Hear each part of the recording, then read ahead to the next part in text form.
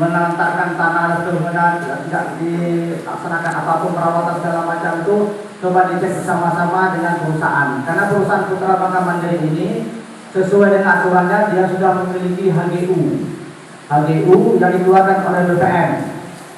Nah, patokan-patokan daripada di lapangan di mana HGU-nya inilah yang harus sama-sama masyarakat tahu. Terus masalah lahan terlantar atau tidak terlantar atau tidak perawatan segala macam itu ada beberapa hal yang harus Bapak pahamin. Yang pertama, secara administrasi itu masuk wilayah desa mana dulu? Kalau masuk wilayah desa Rias, oke, berarti desa Rias yang membantu menyelesaikan masalahnya. Tapi kalau masuk desa lain, berarti kita harus mengundang desa yang sesuai dengan wilayah administrasinya. Itu Pak yang harus pahami kita dulu Pak ya. Nah, oleh sebab itu kami dari Dinas Pertanian sama Perikanan Selatan itu secara teknisnya sekarang ini dalam hal perizinan itu kami sesuai dengan aturan terbaru itu bukan kewenangan kami lagi Pak.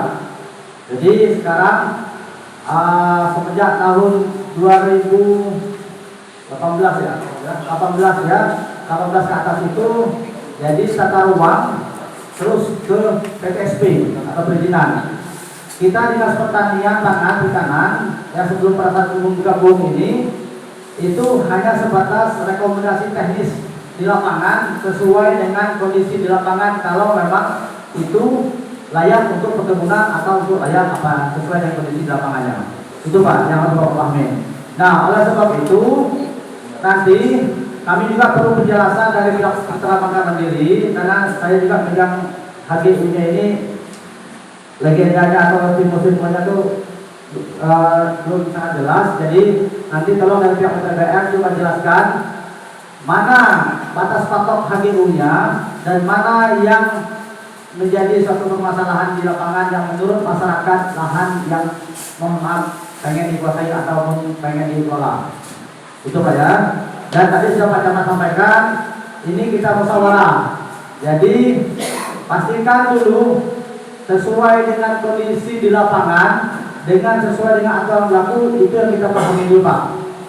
Jadi jangan bicara mohon maaf lahan ini terbengkalai, hutan terbang macam. Kalau bicara seperti itu, mohon maaf kita sudah bisa ambil hutan di mana-mana saja. Kalau bicara seperti itu. Tapi harapan kita, ayo bersama-sama kita lihat lokasinya di mana. Baik terbengkalai atau tidak terbengkalai, kalau memang di luar daripada hak sebuah kepemilikan tanah itu boleh siapapun yang memiliki, terutama desa yang menguasai itu pertama kali. Kalau memang belum ada tanggungannya, tetapi kalau sudah ada tanggungan biasanya ada kepemilikan yang secara adat diakui. Kalau memang biasa bikin surat itu biasanya keluar SP3-nya dari kecamatan dan desa juga. Gitu.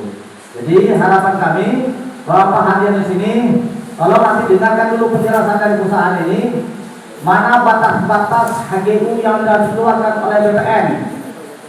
Jadi yang mengeluarkan BPN ya, Badan Pertahanan Nasional. Jadi mereka yang mengeluarkan hak kepemilikan hak guna usaha daripada perusahaan ini sesuai dengan aturan baku. Nah setelah itu baru Bapak menyampaikan di mana yang menurut Bapak di lapangan yang bahasanya mungkin hutan terlantar dan seterusnya, gitu Pak ya, supaya nanti kita jelas bisa menyelesaikan ceritanya ini hak siapa atau milik siapa itu.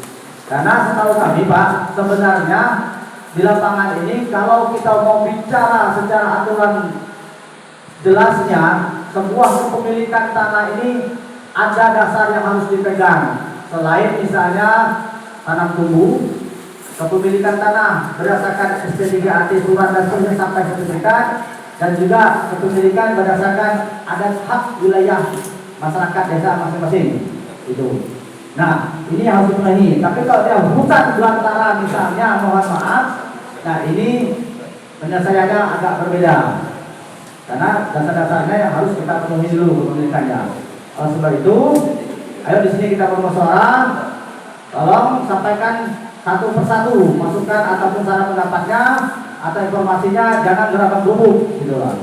Karena percuma saja Bapak menyampaikan secara gerabak gerubuk, kita nggak tahu apa yang maksud disampaikan. Seperti Bapak sampaikan tadi bahwa kami pengen lahan itu yang sudah tidak terkelola atau terlantar, yang tidak ada pemeliharaan dari 2006 sampai 2004, itu yang kami pas Bapak ini kan itu pengen diselesaikan. Nah, seperti itu pada satu-satu Pak, jangan ubah seluruh tidak ada sungai Pak, tidak jelas cerita itu betul. Jadi tolong tenang-tenang, sampaikan dengan baik-baik. Kami pemerintah Kabupaten Bangka Selatan akan berada di tengah-tengah untuk menyelesaikan masalah ini dengan sebaik mungkin. Itu yang semua kami ya Pak ya. Jadi hak Bapak tetap hak Bapak, hak perusahaan tetap hak perusahaan. Tapi yang di lapangan harus kita jelaskan mana batasannya, mana yang hak Bapak dan hak perusahaan. Itu yang harus kita pahami bersama. Jadi mungkin untuk bersingkat waktu itu bisa kami sampaikan. Mudah-mudahan hari ini PT Perusahaan Bangka Mandiri ini bisa menyampaikan secara gamblang batas-batas AGU-nya.